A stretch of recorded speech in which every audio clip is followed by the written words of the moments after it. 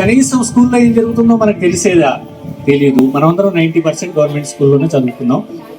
స్కూల్లో టీచర్ల బాధ్యత ఎంత ఉందో పేరెంట్స్గా మనకి ఇంటికి వచ్చిన తర్వాత అంతే బాధ్యత ఉంది. పిల్లలు రాగానే స్నానం చేసి ఫస్ట్ ఆడుకోవడమో ఏదో ఒకటి చేస్తారు. మనం రాగానే స్నానం చేసిన తర్వాత ఏవో ఒకటి వాళ్ళకి ఇచ్చి 1 అవర్ కనుక చదువుకునేటట్టు స్ట్రిక్ట్గా చేయగలిగితే, 1 అవర్ బుక్ పట్టుకొని ఎటు వెళ్లకుండా 1 అవర్ పాటు కూర్చొని చదవగలిగితే, ఆ ఒక్క పని మనం చేయగలిగితే చాలు. టీచర్స్కి అంతకంటే ఎక్కువ వస్తుంది.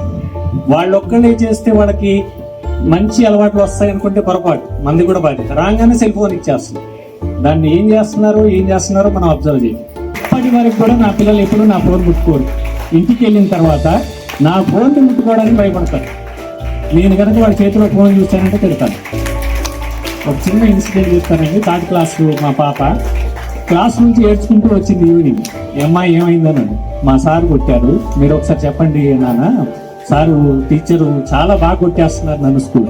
సరే అమ్మా నువ్వు ఇక్కడే ఉండాలి. ఫోన్ ఆన్ చేసి సార్కి కాల్ చేసి, సార్ మరొక్కసారి మా పాప ఇంటికి వచ్చి కంప్లైంట్ చేయకుండా ఉండేటట్టుగా కొట్టండి. ఈసారి కొడితే ఇంటికి వచ్చి కంప్లైంట్ చేయొద్దు. ఆ విధంగా కొట్టండి. తప్పు చేస్తేనే కూడా మీరు కొట్టేది. మనం ఏం చేస్తున్నాం, కొట్టంగానే మన అల్లారి మీద పాపను ఇంటికి రాగానే అమ్మో నా కూతురు కొట్టేసారు, నా కొడుకులు కొట్టేది. మేమే ఎప్పుడు కొట్టలేదు, మీరెవరండి కొట్టడానికని వాళ్ళ మీద ఫైటింగ్ వెళ్ళి. దీనివల్ల ఏమవుతుంది, ఆ సార్స్ డీసెంట్గా డిసిప్లిన్గా పెట్టాల్సిన పిల్లని వామ్మో మనం వీళ్ళని డిసిప్లిన్ పెడితే తిరిగి మన మీదకే కంప్లైంట్ వస్తుంది. కాబట్టి వదిలేద్దాం, మనకెందుకు అని వదిలేస్తున్నారు వాళ్ళు. ఇచ్చల విడిగా ఇప్పుడు ఏం జరుగుతుందో మనం అందరం చూస్తాం.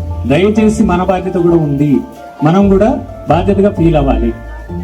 లాస్ట్ టైం మా కాలనీ పాపే రోష్ని ఈ స్కూల్ 10th ఫస్ట్ వచ్చిందండి, 550 మార్క్స్. వాళ్ళ అమ్మగారు జ్యోతి గారు ఇక్కడే ఉన్నారు. మేము లాస్ట్ టైం ఈ స్కూల్లోకి ఎంటర్ అయ్యాం గత 3 years నుంచి. మా పిల్లలకి టాలెంట్ తక్కువ లేదు అని నిరూపించడానికి ఈ సంఘటన ఉదాహరణ. ఇంకా మంచి చదివే పిల్లలు ఉన్నారు భవిష్యత్తులో. మీరు మా కాలనీకి వచ్చి పిల్లల్ని జాయిన్ చేయమని అడగాల్సిన పని లేదండి.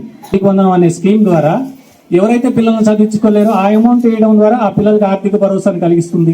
అదేవిధంగా మన టైం అప్పుడు స్కూల్లో భోజనం లేదు, తల్లిదండ్రులు ఇంటి దగ్గర పెట్టలేరనే ఉద్దేశంతో స్కూల్లో భోజనం ఏర్పాటు చేశారు. దీనికి ప్రభుత్వానికి కృతజ్ఞతలు తెలియజేస్తా ఉన్నాను.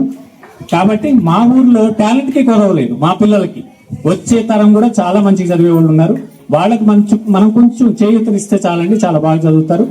నాకు ఈ అవకాశం ఇచ్చిన పెద్దలందరికీ కృతజ్ఞతలు.